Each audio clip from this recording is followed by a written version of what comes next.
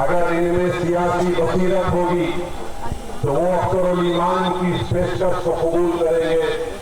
अगर वो नेक नियत होंगे कि बीजेपी को हम बिहार में सरकार बनाने नहीं देंगे, तो अख्तरुल ईमान साहब ने जो पेशकश की कि मजलिस को सिर्फ 6 सीट दीजिए, अगर आपकी हुकूमत बनती है तो हमको मंत्रालय भी नहीं चाहिए, हमको सीमांचल का इंसाफ चाहिए।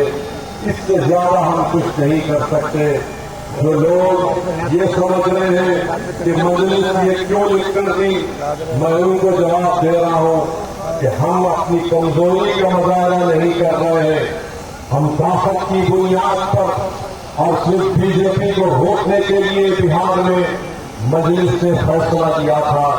ये हमारी कमजोरी की निशानी नहीं है, ये हमारे आला दर्जी की निशानी है कि जिस पार्टी ने हमारे 4 एमएलए को खरीद लिया, उसके बावजूद भी हमने हाथ आगे बढ़ाया है कि चलो मोदी को रोकते हैं बिहार में, आरएसएस को रोकते हैं, मगर नहीं मालूम कि वो होश के नाखून लेंगे या नहीं लेंगे।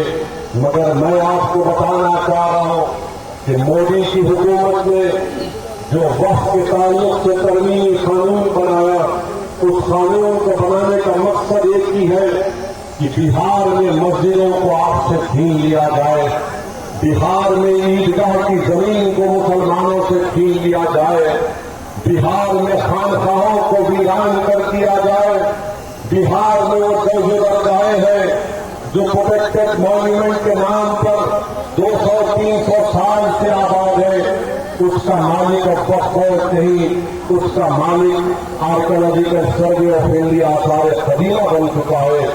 ये ऐसा कानून मोदी, बीजेपी, नीतीश कुमार ने बनाया जो हमारी शनाख्त को खत्म करना चाहता है। मेरे अजीज दोस्तों और बुजुर्गों, इसीलिए हमको मुत्तहदा तौर पर अपने एक वोट का सही इस्तेमाल मजलिस इत्तेहादुल मुस्लिमीन के हक में करना है। दुनिया ने देखा कि भारत की पार्लियामेंट में नरेंद्र मोदी, अमित शाह के सामने अगर किसी ने इस वक्त के कानून को काला कानून कहकर फाड़ दिया तो उसका नाम असदुद्दीन ओवैसी था। तो मेरे अजीज दोस्तों और बुजुर्गों, मुझे ये बात कहने दीजिए कि जो वक्त का कानून पास हो रहा था तो मेरे दिल का हिस्सा मुझसे पुकार कर कह रहा था कि काश अगर मजलिस के अख्तरुल ईमान और इम्तियाज जलील किशनगंज और औरंगाबाद से कामयाब हो जाते तो एक असदुद्दीन ओवैसी के साथ अख्तरुल ईमान और इम्तियाज जलील अगर खड़े हो जाते तो शायद ये वक्त का कानून भारत की पार्लियामेंट में जाने से पहले नरेंद्र मोदी को मरतबा पहुंचता। मगर मेरे भाई, आज आपके पास एक मौका आया है। अख्तरुल ईमान अकेले बिहार की विधानसभा में है। ये 4 जो लोग दौलत की बुनियाद पर, जो दौलत को खुदा मानकर अपना जमीन बेच चुके, ये बेईमान थे जिन्होंने दौलत को ठुकराया और जिन्होंने ईमान का सौदा नहीं किया, उसका नाम अख्तरुल ईमान है। उस अख्तरुल ईमान ने अकेले होते हुए भी बिहार की असेंबली में आपकी तकालीफ को उठाया, आपके इंसाफ की लड़ाई लड़ी, आपकी तरक्याती कामों को अंजाम देने का काम और मुतालबात को आपके ऐवान में रखा।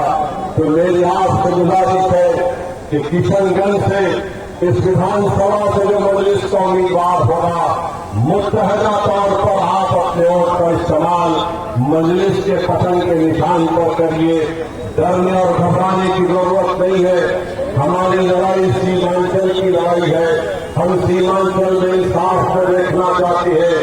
जिस तरह गाया में इंडस्ट्री और फैक्ट्री खोलने का काम मोदी और नीतीश कुमार कर रहे, हम पूछना चाहते हैं कि सीमांचल में क्यों नहीं हो रहा है, सीमांचल में एम्स क्यों नहीं बनता, सीमांचल में बल्कि पूर्णिया में हाई कोर्ट की एक बेंच क्यों नहीं बनाई जाती। अलीगढ़ मुस्लिम यूनिवर्सिटी का एक कैंपस यहाँ पर है जो बिल्कुल खस्ता हाल बन चुका है। सैलाब आता है, लाखों एकड़ जमीन कट जाती है। मेरे भाई, आपको ऐसे नुमाइंदे की जरूरत है जो बिहार की विधानसभा में जाकर खामोश नहीं बैठेगा, जो बिहार की विधानसभा में जाकर गूंगा और अंधा बनकर नहीं बैठेगा। आपको एक ऐसा एमएलए विधायक चाहिए जो किशनगंज के गरीब नौजवानों के ख्वाबों को पूरा करने का बात कर सके बिहार की विधानसभा में। आप जानते हैं कि बिहार में करीब 60% आबादी 25 साल से कम उम्र नौजवानों की है। नौजवानों, ये तुम्हारे ख्वाबों को पूरा करने की लड़ाई मजलिस कर रही है। नौजवानों, मुस्तकबिल तुम्हारा है। तुम्हारे बाप दादा ने अपनी जवानी को खराब कर दिया, बर्बाद कर दिया। उनकी जवानी को बर्बाद इन तमाम नामनिहाल पार्टियों ने किया, जिन्होंने सिर्फ उनका वोट हासिल किया और उनको कुछ नहीं किया। नौजवानों, मैं तुम्हारे सामने खड़े होकर तुम्हारे सामने हाथ फैलाकर भीख मांग रहा हूं कि ये लड़ाई तुम्हारे मुस्तकबिल की लड़ाई है।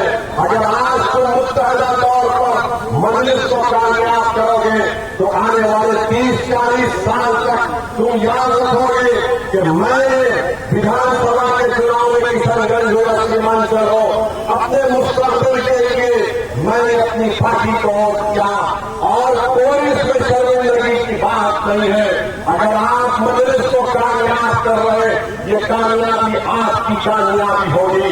अगर कोई जालिम ये कहेगा कि ओवैसी यहां पर मुस्लिम लीडरशिप को पैदा करने की बात करके समाज को खोलना चाहता है, तो मैं जालिमों की आंख में आंख डालकर पूछना चाहता हूं, बताओ, राजपूत का नेता हो सकता है, भूमिहार का नेता हो सकता है, कुर्मी कुशवाहा का नेता हो सकता है, टीपीसी का नेता हो सकता है, यादवों का नेता हो सकता है, पासवान का नेता हो सकता है, मांझियों का नेता हो सकता है, तुम्हारा सबका नेता हो सकता है।